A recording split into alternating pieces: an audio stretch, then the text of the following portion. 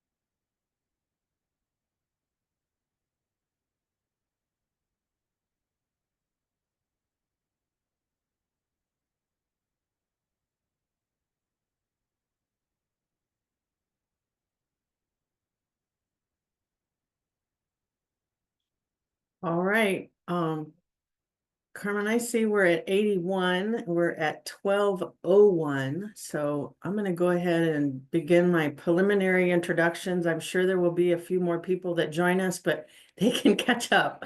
So welcome, everyone. Again, good afternoon. Thank you for joining us today. One reminder for our guests that we will be recording this webinar for future use. So I had to get that notice out there.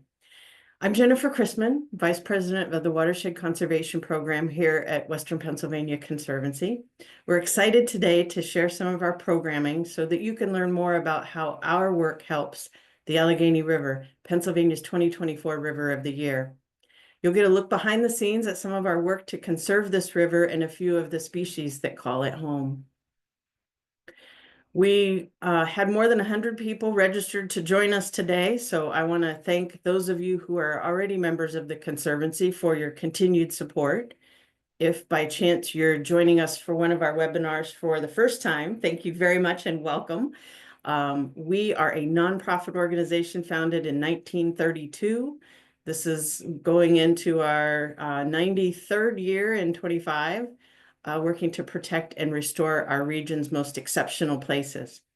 Our overall work includes protecting lands and wildlife habitats, restoring and reconnecting river systems, providing nature preserves for the public's enjoyment, studying threatened and endangered species and their habitats, greening communities with trees, gardens, and green spaces, and also preserving Frank Lloyd Wright's Falling Water.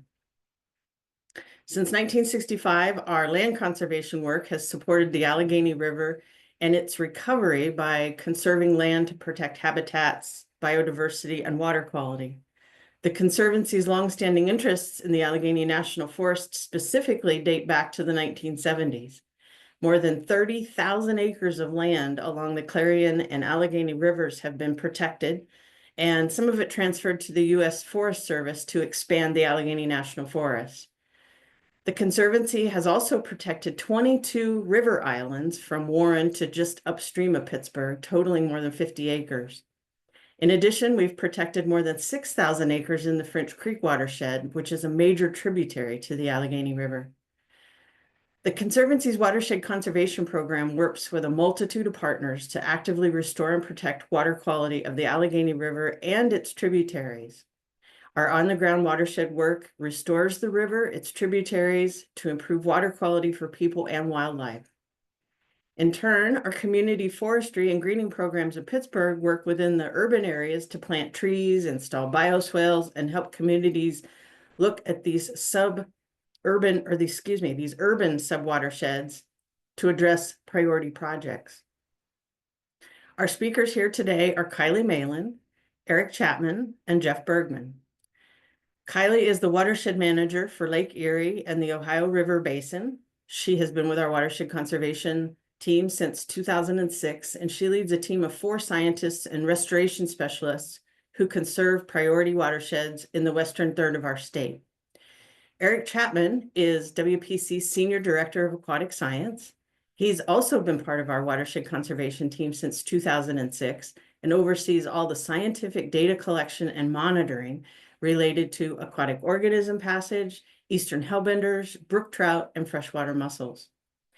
Jeff Bergman is WPC's Senior Director of Community Forestry and Tree Vitalize Pittsburgh.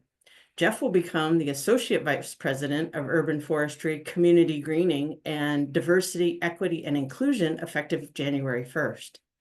He has been with WPC since 2009, and Jeff will be sharing information on WPC's community forestry work along the Allegheny in the urban Pittsburgh area. If you have questions during any of these presentations, please place those questions or other comments in the Q&A feature at the bottom of your Zoom screen. We'll be monitoring that and sharing questions at the end of the presentation. Again, thanks for joining us today, and here's Kylie.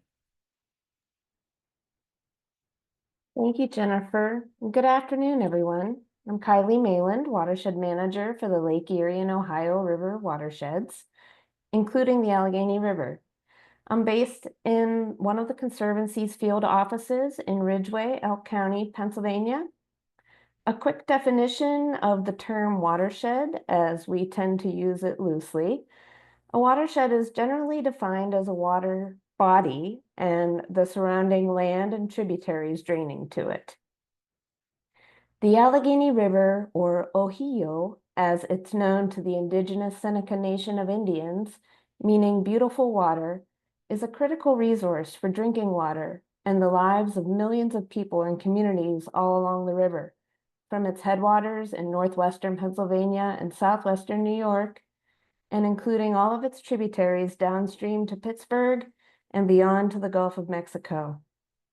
The Allegheny River has been loved and lived on by many for centuries, used for good and growth, but often manipulated and polluted in the process. But nature is resilient, and it is all of our responsibilities to control pollution and clean up the river that we rely on.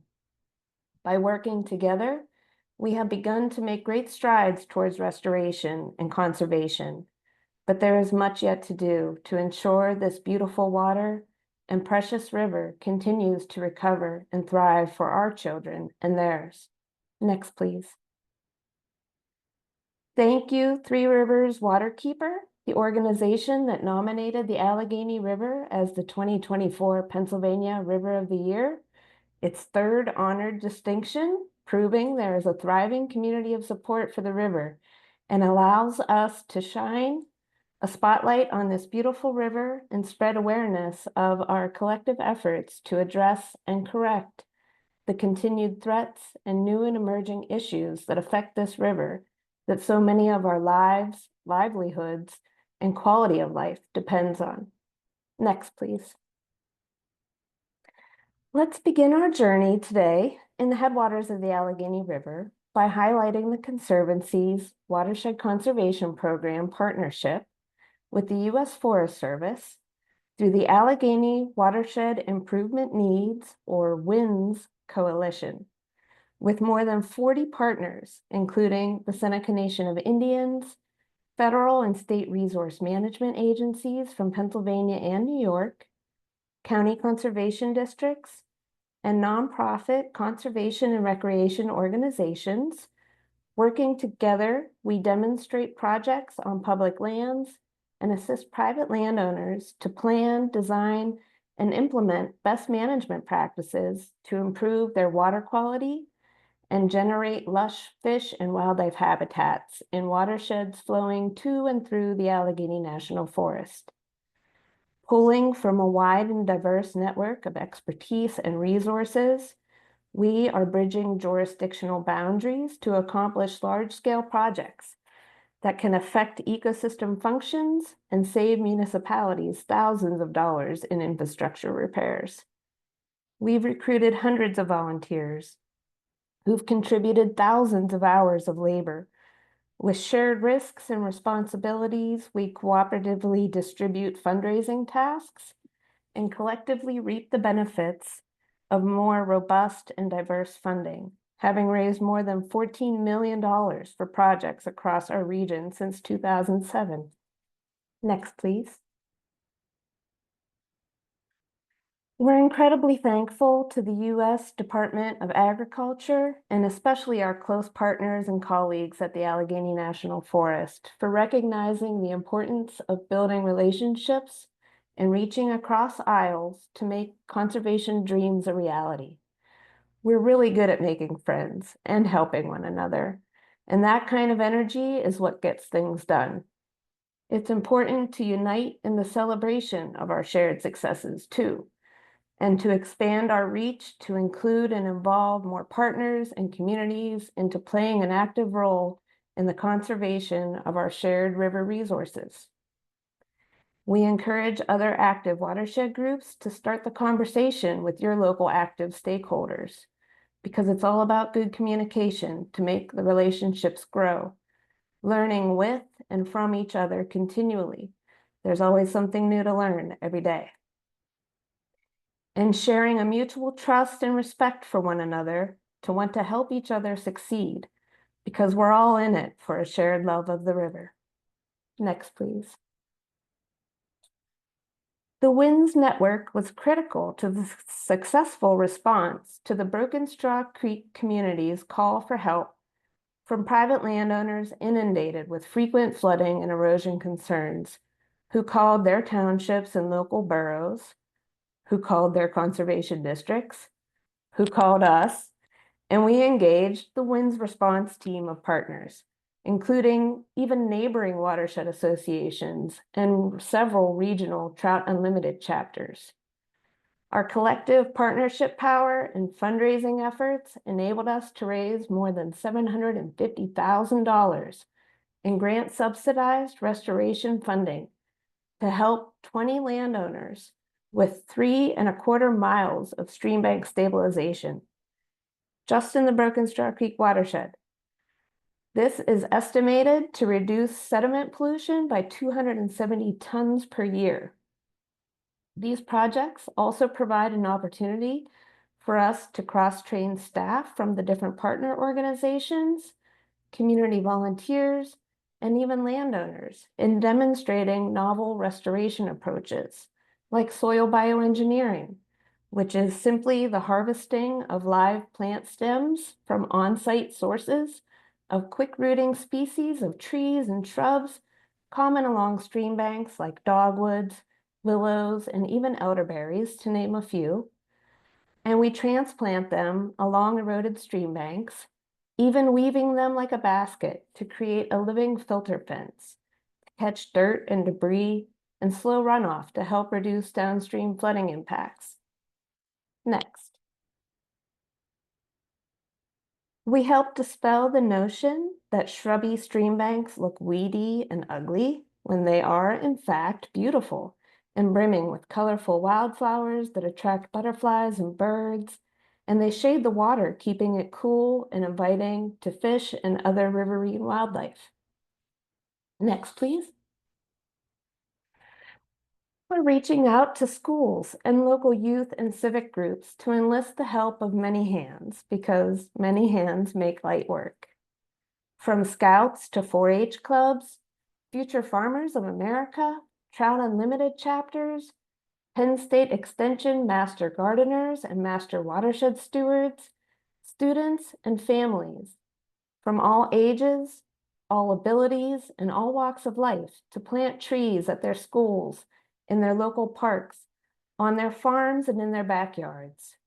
We've planted tens of thousands of trees along the Allegheny River and its tributaries, and Jeff will tell you more about that later. Next. Back to our youth, the future. Outdoor exploration fosters our innate curiosity to learn from nature, inspiring youth to try recreational sports like fishing, or simply finding bugs under rocks in the creek, can instill a stewardship ethic that could have lasting effects on the world of conservation. Next, please. So rain or shine, we hope to inspire everyone to get out on a river yourself and fall in love with it, with nature, and with the peace of mind it can provide you. Western Pennsylvania Conservancy is one of several organizations that provides funding to help establish and improve canoe and kayak access along Pennsylvania's navigable streams. And others provide similar funding for fishing access and land trails. Many of these land and water trail maps are available by searching online for the site nearest you. WPC offers many public properties and trails as well by exploring our properties on our website. So get outside and play in a river or forest today. It's good for your soul, for your mental health. It's good for bonding with family, friends, pets, or just yourself. So go outside and get inspired. But after this webinar, of course. Next, please. We're fortunate to be situated in the Pennsylvania Wilds region up here with huge tracts of land, of public land, and have partnered well with federal land managers of the U.S. Forest Service, U.S. Army Corps of Engineers, and U.S. Fish and Wildlife Service, and state public land managers of the Pennsylvania Department of Conservation and Natural Resources, Pennsylvania Fish and Boat Commission, and Pennsylvania Game Commission to address ecosystem function and resilience by visually assessing critical streams and habitats, identifying impairments or important habitats to protect for species of concern like those that are threatened and endangered.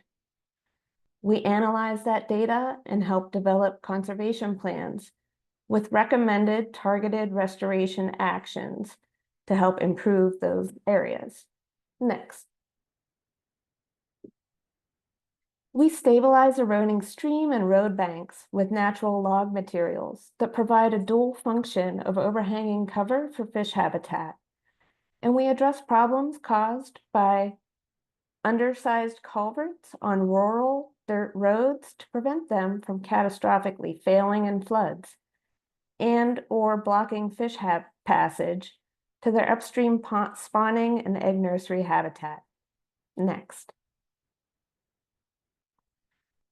Much of Pennsylvania was timbered, and relic sawmill dams have persisted for centuries in the recovering rural forests along the Allegheny River and its tributaries. They too hinder fish passage upstream to reproduce, disrupting natural ecosystems and food chains in the stream and surrounding forest. Dams alter natural flow patterns and water temperatures.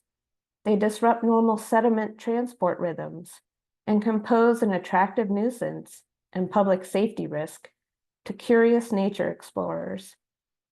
Most dams no longer serve their intended purpose and simply exist as a testament to the craftsmanship of the lumber and civilian conservation corps era, and proves that submerged logs will persist for centuries if they remain wet in a stream. In this case, the dam created an unnatural change in stream elevation, and the pool behind it was slow, warm water that was detrimental to the fish and wildlife. We work with American Rivers and Trout Unlimited to fund the removal of small and large dams to restore free-flowing streams and rivers across Pennsylvania. Next, please.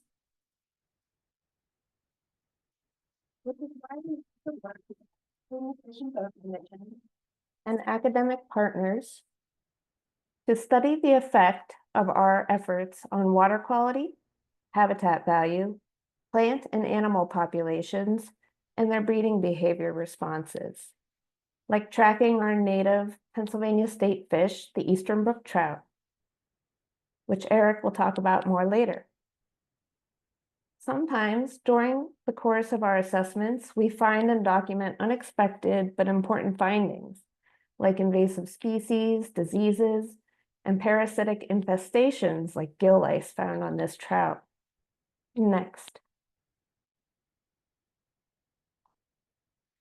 Working on vast public landscapes with the WINS Coalition network of expertise offers us the unique opportunity to demonstrate innovative concepts tested by national experts on large landscape scales to improve the overall health of the forest.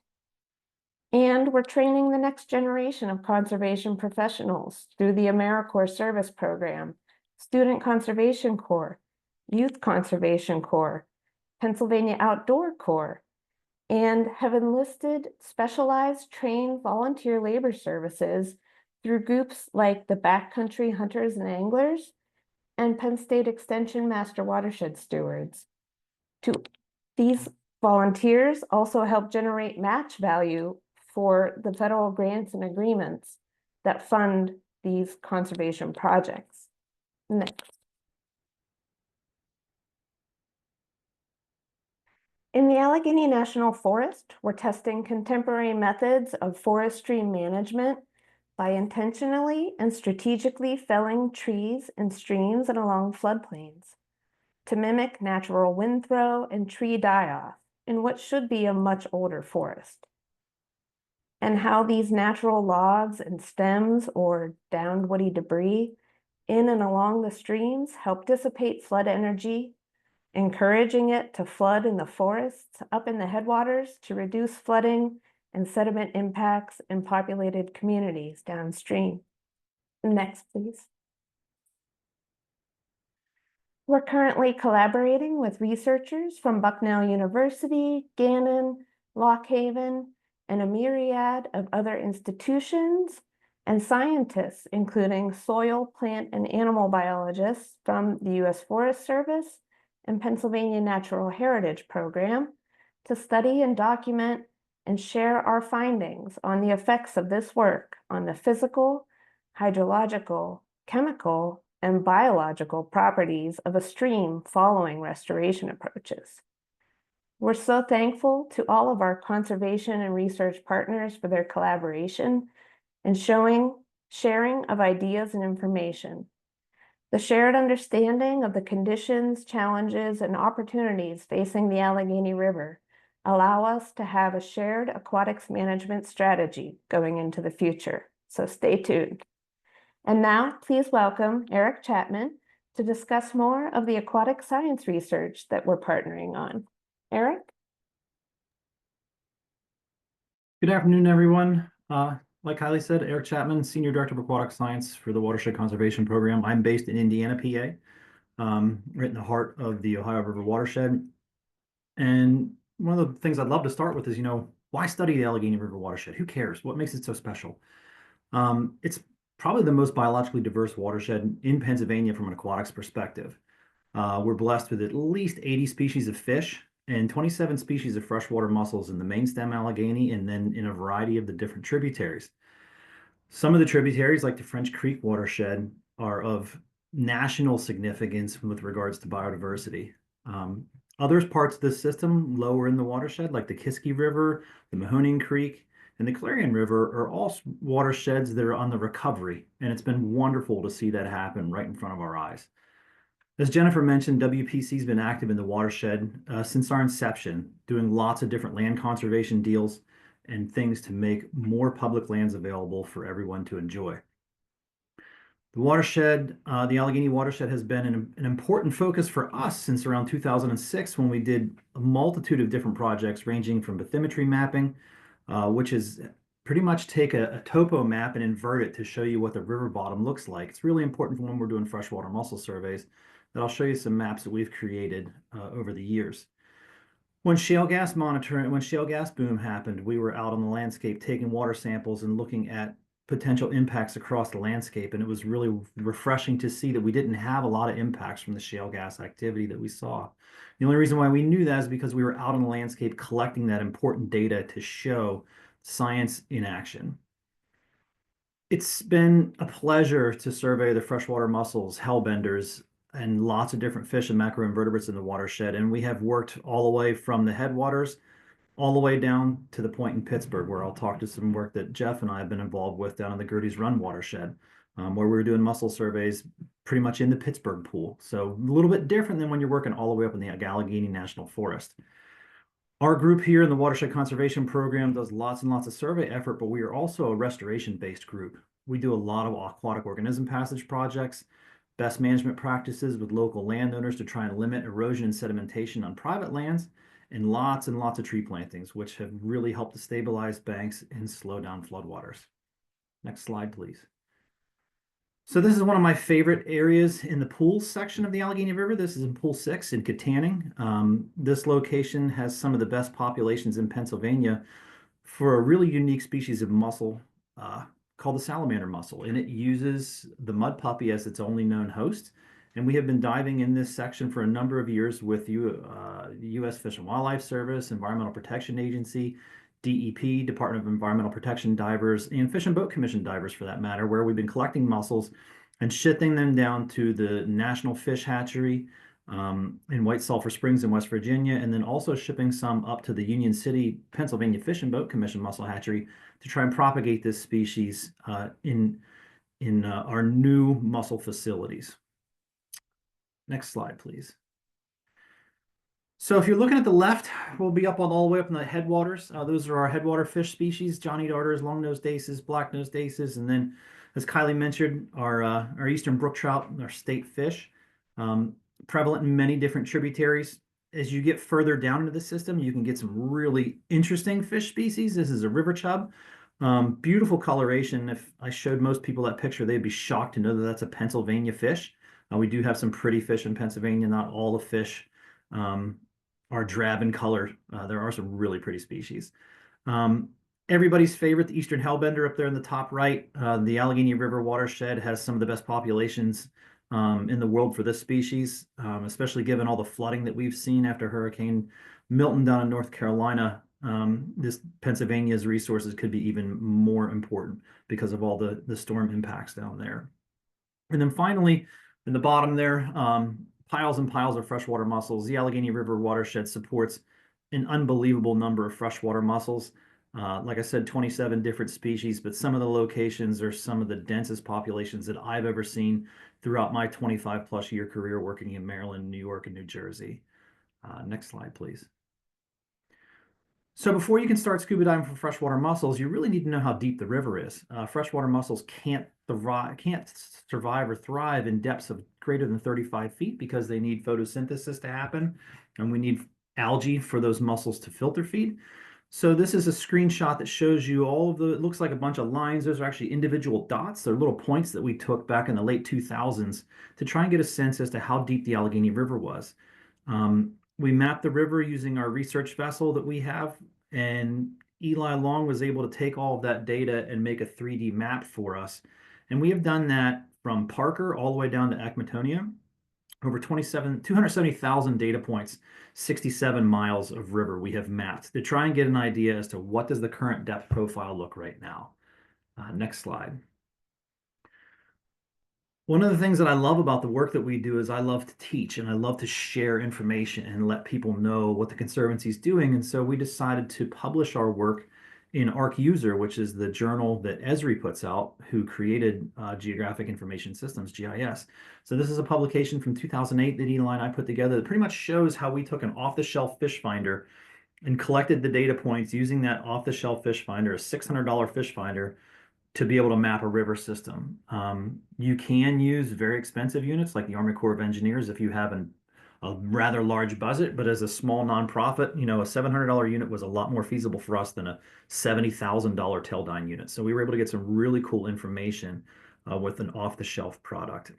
So next slide. So that was in the late 2000s, and then we didn't do a lot of river mapping because we were using the mapping products that we created to do a lot of survey work in the Allegheny. So the figure on your left is a nice representation. All those black chevrons, those are lock and dam facilities on the Allegheny and the Ohio, with the Kinzua Reservoir all the way up there in the northeast corner of that map. And you can see that there's 10 lock and dam facilities on the Allegheny River alone. So a lot of the work that happened earlier in our mussel diving work was in the navigable pools reaches, like the Katanning area. We partnered with Nature Conservancy on this next project and Army Corps of Engineers to try and get a handle on what the river bottoms looked like way up north, up in Kylie's region, up in the Allegheny National Forest. And this map on the right-hand side shows you some river islands in green, and then different places where we measured the depth. And you'll notice that the river depth, the maximum depth here is only 8 feet. So it's a much different river higher up in the watershed than what we see down in the navigable pool stretch. Next slide. Which leads us to Hunter Station Bridge. This is probably the most monumental project for mussel conservation in Pennsylvania history. On your left-hand side is an aerial satellite view of the Allegheny River. Lower left-hand side is Pittsburgh and the point, and then you can follow the river and trace it all the way up around the big sharp bend there. That's East Brady, and then keep going all the way up to the northeast corner where that little green arrow is. That's where the Hunter Station Bridge used to be. This is a bridge that was slated for removal for 30 years and replacement, but they couldn't figure out what to do with all the mussels at the base of that river, at the base of that bridge. So you see three sets of bubbles right there. That's Alicia Trexler, Ryan Miller, and myself doing our best work on the bottom of the Allegheny River trying to document the mussel populations that were there. As a result of this project, over 170,000 mussels were moved from the base of this bridge. Next slide, please. So this is us in action, out doing scuba diving survey after scuba diving survey after scuba diving survey. The consultants out sorting the mussels, everyone glitter tagging mussels, and then moving them. That picture on the lower right is Ryan Miller out in the Clarion River placing mussels that we moved from the Allegheny into the Clarion to try and jumpstart the populations in the Clarion River. The Clarion River flowed black like ink at the turn of the 1900s. And today it has over 38,000 individual mussels that we've placed into there from the Allegheny River. So the Allegheny River is sharing her gifts throughout the watershed in projects like this. This project was so important because we moved about 130,000 federally endangered mussels to 7 different states to try and bolster their populations to eventually remove them off the endangered species list. So this project has been huge for mussel recovery in Pennsylvania. And there's a little baby hellbender in the right-hand corner up there at the top that I'm sure that's Alicia's hand. Next picture, next slide. So here's some mussel data. I'm a big stats guy, numbers guy, but the really cool thing that you can grab from this image is if you can look at the darker cells, these are 12.5 meter squared cells. To give you an idea, that's about the size of your average parking space when you go to a store. Some of those cells had up to 893 mussels in each of those cells. So it's about 75 mussels per meter squared, so about 3 feet by 3 feet. So a tremendous population of mussels at the base of this bridge that needed to be removed before the bridge was imploded and brought down into the river because we didn't want to harm or kill any of those mussels. So like I said, they were moved across the basin. 6 different states in the Seneca Nation also benefited from this project. Next slide, please. So on the left-hand side is a map of the Allegheny National Forest, 512,000 acres plus or minus, with dots showing how many mussel surveys were completed before 2014. So if you were to add those up, there's a couple stacked on top of each other. I think there's 9 sites there. So we only had 9 sites of mussel data in the Allegheny National Forest before 2014. Charles Beer, our retired senior director of conservation, did a lot of those surveys, I believe, at the University of Pittsburgh, Carnegie Museum of Natural History. And then if you look to the right, you fast forward 10 years, that's the work that we have been completing. So we've done over 150 sites. You can actually see the course of the river by the number of dots that we have there on the Clarion River, also Tionesta Creek, where we've done a tremendous amount of mussel surveys. Top right is Grace from the U.S. Forest Service. She's holding in her hands the first recorded federally listed club shell upstream of Tionesta Lake. That's a monumental find for that reach. Never been recovered before. Changed the way that the Allegheny National Forest managed their lands because of that species being present. On the lower left in my hand is the first federally listed mussel ever found in the Clarion River. That was found just this past summer. That's a northern riffle shell. And the Allegheny River watershed supports the best populations in the world of those 2 species, the club shell and the northern riffle shell. So to be able to work in this area and document these species and watch their recovery has been incredibly rewarding for me. So this is all the way up the higher portions of the watershed, up where it's really wild and scenic. And if we go to the next slide, it's going to bring us back down into the Pittsburgh region, which is also a really interesting place to work because you're seeing in this middle circle picture, that's the Gertie's Run Delta. So we wanted to go out and explore new habitats and see, are these places that are newly forming in the rivers, are they supporting mussel populations? So the first thing we did was on the left, went out and did a bathymetry mapping exercise so we could see what the current depth profile was there. That's the 40th Street Bridge, is the line going across the map there. So we mapped everything and found some pretty deep spots up to 30 feet, which is not too terrible. We have seen some spots almost 70 feet in depth in the navigable pool section up in pool 5. So we did a bunch of diving with DEP divers and found 10 species of mussels in this location. So really interesting, nothing federally listed or state listed, but we had supporting mussel populations in the Pittsburgh pool. So very, very cool. So turning it over to Jeff to talk more about the Pittsburgh region and the trees and, just why it's important to keep doing what we do. All right, thanks, Eric. It was really cool working with you on that project, and we need to do more of that. But hi, everybody. I'm glad to be here today. I'm Jeff Bergman, Senior Director for Community Forestry and Tree Vitalize Pittsburgh for the Conservancy. Talking to you about our urban work in the very lower part of the Allegheny River watershed, specifically through community forestry. And so our overarching goal for community forestry really is increasing tree canopy in urban areas throughout Pittsburgh and Allegheny County, and even further than that. We've expanded our work throughout Western Pennsylvania. But this work is important because trees are a really straightforward way to address a number of environmental issues, including water quality, but also air quality. Trees improve property values, they improve human health. So we have trees check a lot of boxes in urban areas. And folks might not think when they're in a city that they're part of a watershed, but it's a very important part of a watershed. And stormwater runoff, sewage overflows, hot, dirty water that's entering storm sewers really has a super negative impact on watersheds, including the Allegheny River. And as Eric was saying, there's important sites like the Gertie's Run Delta, which is just north of us here in Pittsburgh, can be really heavily impacted by that stormwater runoff. So trees have that measurable impact where we know that they're absorbing stormwater, cleaning stormwater runoff, and along with a lot of other benefits. We do this work by building partnerships, maintaining partnerships. We work with municipalities. We work with the city of Pittsburgh. We work with too many nonprofits to name. This is an opportunity for us to work with the right group of stakeholders and pool our resources to maximize our impact for this work. Community engagement is also central. You can see in the picture there on the right, all the smiling volunteers there at one of our tree plantings. And it's not just to save money on contracted services, it's really to get people involved and learn about the importance of watersheds and water quality and how trees can improve the quality of life in urban areas.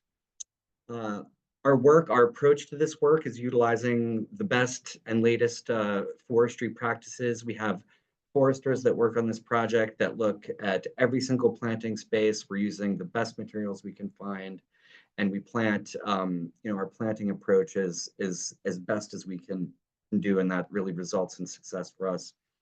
And then, an important part of our program is ongoing maintenance and monitoring of this important and expensive asset, these urban trees. So next slide. So I'll start off with talking about Tree Vitalize. Tree Vitalize Pittsburgh is really, I call it our flagship community forestry project here in Pittsburgh and in the region. We developed this community forestry model with these partners. Tree Pittsburgh, another nonprofit based here in Pittsburgh, wonderful organization, very close partners.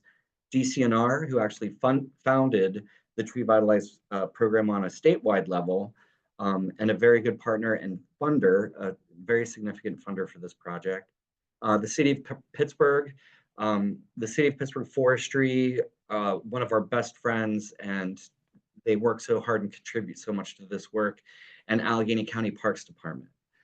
So we developed our approach, I think a very successful model for doing this community forestry work with these partners. Next slide, please. This is an old photo, but I like to share it when I present about this work because it demonstrates a lot of the key components of our community forestry work. There's two large men in the center there with the green vest. Those are foresters.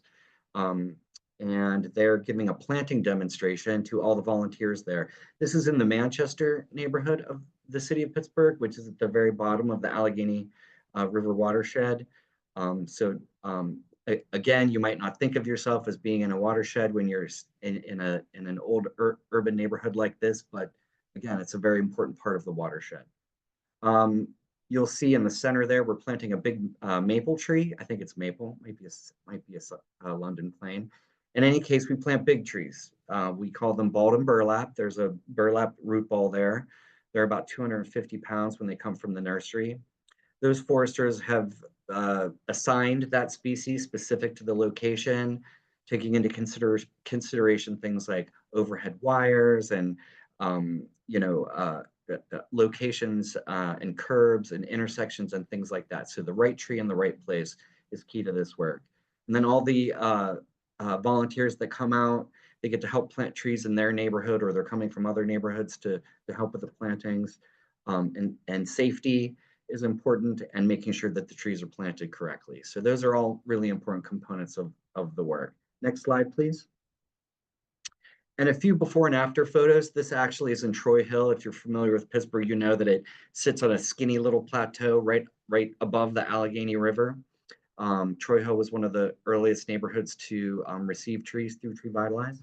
But this is what you can see how paved over and very impermeable this scene looks. But if you go to the next slide, you'll see that 10 years later, we have this really robust tree canopy with these, they are hedge maples, I believe, actually. And these are shorter growing trees because of the above utility lines.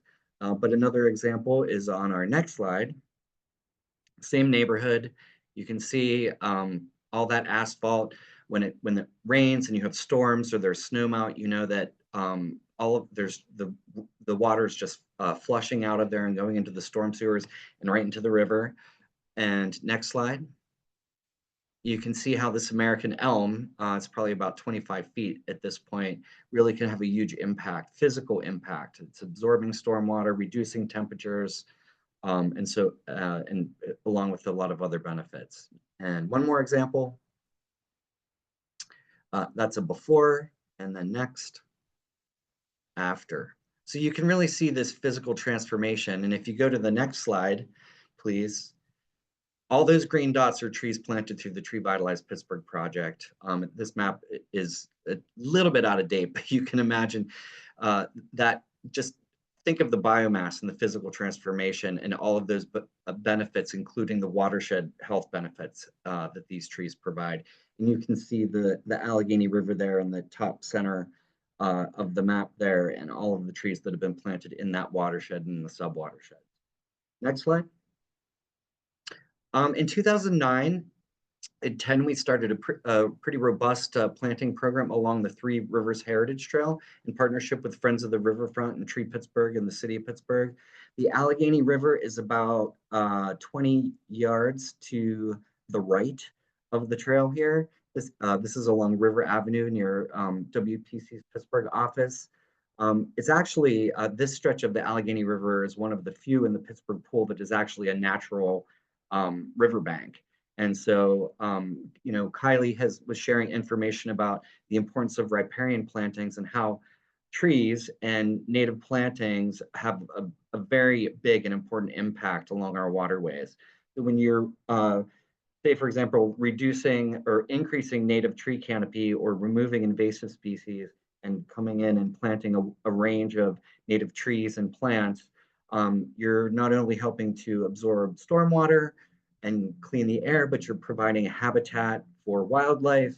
And you can see these transformations happen over time, and it's very gratifying in these riparian areas. So even in the city of Pittsburgh, we're looking at this type of work as riparian restoration and riparian planting. You can see the trail there in the center of the center right of the slide. We're creating a planting area. We always invest in really good site preparation when we're planting in urban areas because of varying conditions, you know, from a heavy land use in urban areas. And next slide, please. And this is just another shot. You can see how big of an investment we've made in these plantings along the Allegheny River here, and having this good soil brought in and mounded. Next slide. And again, planting those big trees, coming in with a very wide variety of native plants. Diversity is very important with these kinds of plantings, having you know, a wide variety of native trees that, you know, can provide all those benefits for us. And next slide. And then again, community forestry. So community forestry, the volunteers and community members are key. So we have folks out there teaching them how to plant the trees correctly. And I think the community and volunteer aspect is really important for the sustainability and relevance of this work. Next slide. And there's an after shot. And if you're familiar, if you're in Pittsburgh or you're coming to the WPC's Pittsburgh office, you'll know this site has really grown. It was intended to be a naturalized site, and with all those native species, and that this work has been successful. Next slide. And then just upriver in Millville, this is a hillside. We got a grant through Penvest to do community forestry and watershed protection work in, this is a sub-watershed of the Allegheny, the Gertie's Run watershed. We're doing a planting of conifers, mostly conifers here on this hillside next to Route 28. The Allegheny River is just on the other side of this hillside. Next slide. And you can see those trees coming in very nicely. Next slide.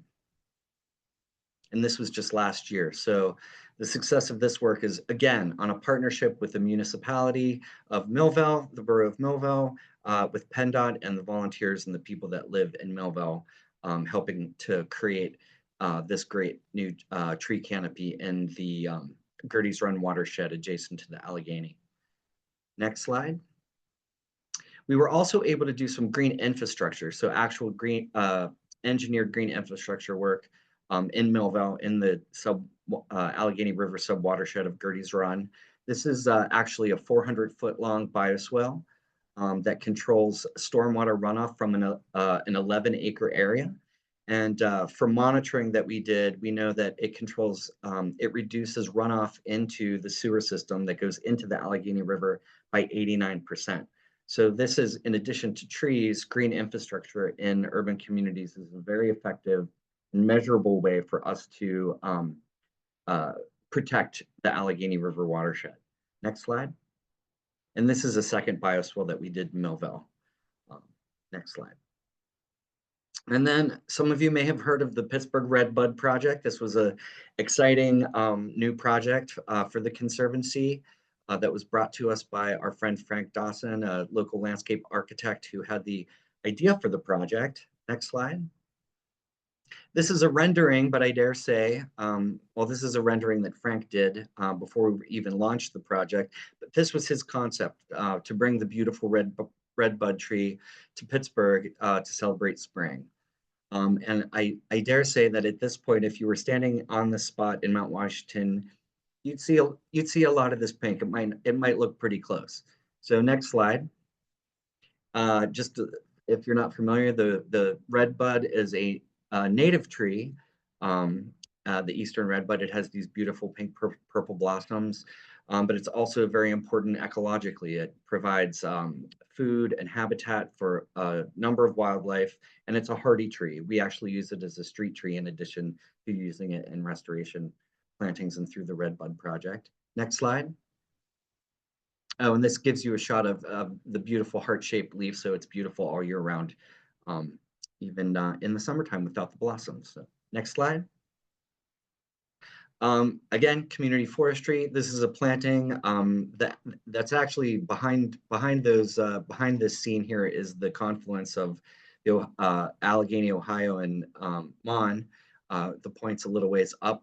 This is at the Carnegie Science Center. Again, partners are key. So we partnered with the Carnegie Science Center on lots of plantings around their property through the Pittsburgh Red Bud Project. Next slide. And again, back to the Allegheny River Trail. The Allegheny River's again about probably about 30 feet to the right here.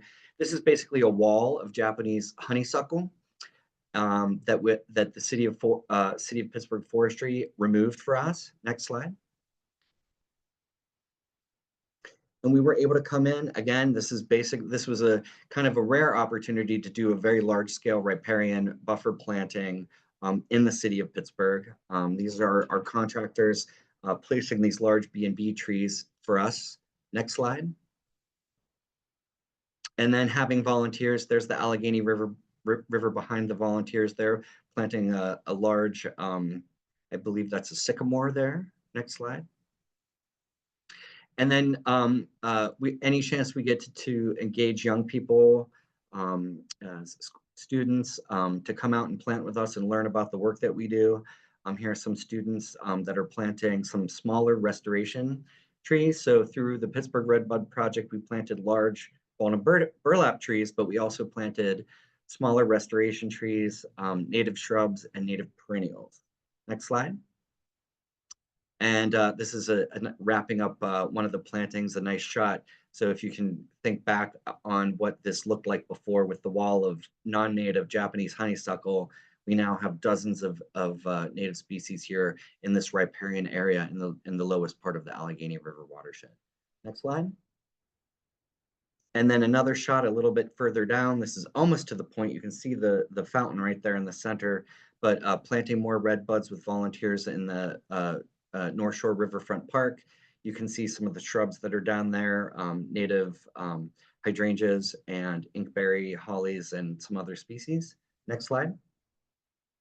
And again, there's a big multi-stem red bud going in there right next to the Allegheny River there. Next slide. We also had the opportunity to work with the Student Conservation Association. So this was a learn and earn program where our staff were able to teach these young people about the benefits of community forestry and learn how to take care of them. Next slide. And just some after photos of the red bud plantings. This is in downtown Pittsburgh, also part of a watershed. Next slide. And some of the red buds establishing themselves. And then I just have one more red bud slide. Really nice view looking upriver with some early blooming red buds there. And that wraps us up for the informational part of this presentation. I will encourage you, we'd love to have you come out and volunteer with us. Volunteers are the heart and soul of our work. We plant trees, as you just saw, in urban areas with Kylie's crew on all the riparian work out in the more rural areas. And we also have opportunities for helping us steward our preserves throughout Pennsylvania. And next slide. Also, members are so central to our success as an organization. Our membership support really helps us do all of this work across the organization in Pittsburgh, throughout the region, following water on our preserves, our watershed work. And so please, if you're not a member, thank you for being a member if you are, and if you're not a member, please consider joining us. And I will wrap up with that. Thank you so much. Thank you, Jeff. And Kylie and Eric. Hi, everyone. I'm Carmen Bray. I'm the Senior Director of Communications for the Western Pennsylvania Conservancy. I've been monitoring some of the questions and answers, or questions coming through our Q&A section, and we'll get to those. We have about 5 minutes left in which we'll get to as many as possible. So thank you for attending today. And I have a question here, actually two. Thank you, Jim. The first one I'm gonna maybe present to you, Kylie.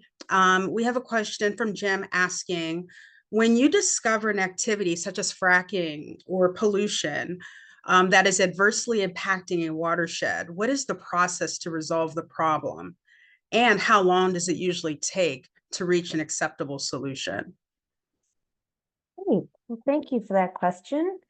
I would say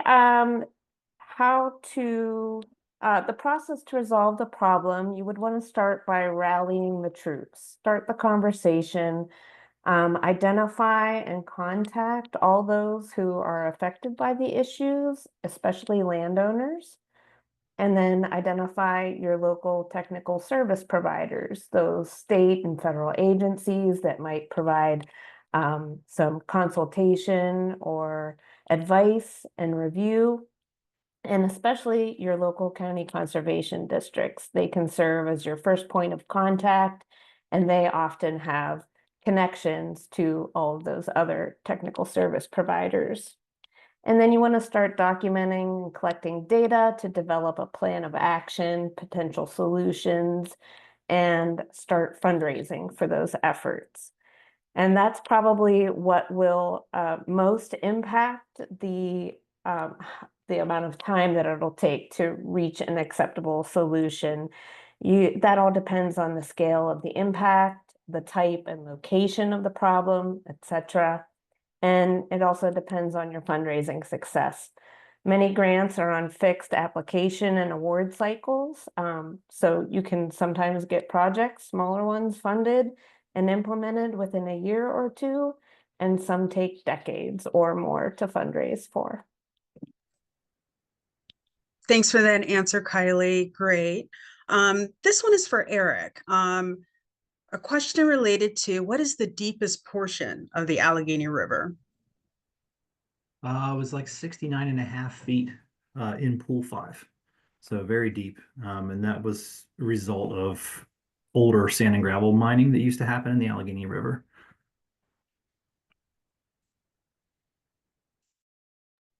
Thanks for that, Eric.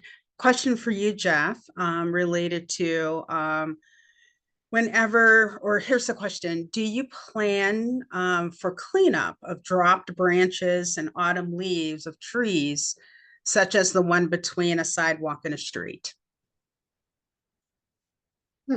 Well, the way that our program works in urban areas, we have folks in residential areas specifically, we have folks that sign request forms for the tree. So even though the tree is in the public right of way, the adjacent property owner has requested the tree, and they commit to doing basic maintenance like weeding and mulching and watering the trees.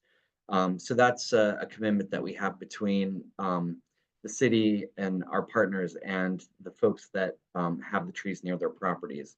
So basic maintenance like leaves and branches, that would be the responsibility of the person who has requested the tree to be planted near their property. Thank you for that, Jeff.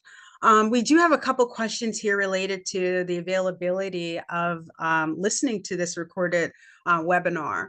That will be available on our website, waterlandlife.org, by end of day tomorrow. And if you, which many of you have signed up for this webinar, you will receive an email with a link to that recorded webinar. We also will have it on our website, and we also will share it on social media so that you can share it with others as well, to be able to share about all this great work that we're doing with a lot of partners and volunteers for the Allegheny River. We have another question related to tagging mussels, and also hellbenders are cute. So someone asked about and wanted to say thank you related to the work that we do and our time and the incredible work that we're doing. So thank you for sharing that and for being a supporter of the Conservancy. Another question related to American elm trees. I'll give this one to you, Jeff. Are American elm trees now disease-free? Or either any of you might be able to answer that. Yeah, feel free to jump in, anyone, but as my understanding, and we rely on our foresters who are constantly monitoring the success of our tree plantings in urban areas and what's going on across the country. The elm trees, the American elms that we plant, are like 90 some percent American elm, but they've been bred over time to have the disease resistance from other non-native species of elm. So we've had success with a number of hybrids, including there's one that's called Princeton. The Princeton elm was developed in the forestry department at Princeton. That was actually the elm that I showed in the presentation in Troy Hill. There's another hybrid species called Morton glossy. It has a smaller, glossier leaf. We've had a lot of success with them. They were some of our earliest. We planted a lot of them very early on. A lot of them are 20, 30, 40 feet at this time. And they've been largely successful. So there was a little concern probably about maybe like 8 or 9 years ago where we were starting to see a little bit of disease impact, I think, the Princeton elms. But we really haven't seen, we've had success and we haven't really seen a lot of pathology with the elms at this point. So they've been doing well. I hope that answers your question. Thanks for that, Jeff. We are at time, so we're just going to take one more question. This one I'm going to give to Eric.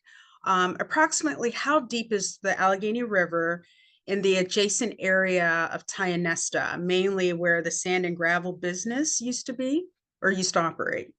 Yeah, that's the one deep spot up in that section, and it's around 30 feet, 32 feet, I think we saw. We did some diving surveys up there last year with Fish and Boat Commission and U.S. Fish and Wildlife Service, and it is really deep right there for that section of river. Thanks for that response, Eric. Again, Sure. thank you, Eric, Jeff, Kylie, everyone here on the webinar today. Great information. Thanks for joining us. Again, we'll have this available on our website for you to review at your leisure. Have a great day, everyone. Thanks for joining us, and we'll see you next time for another WPC webinar. Take care. Thank you.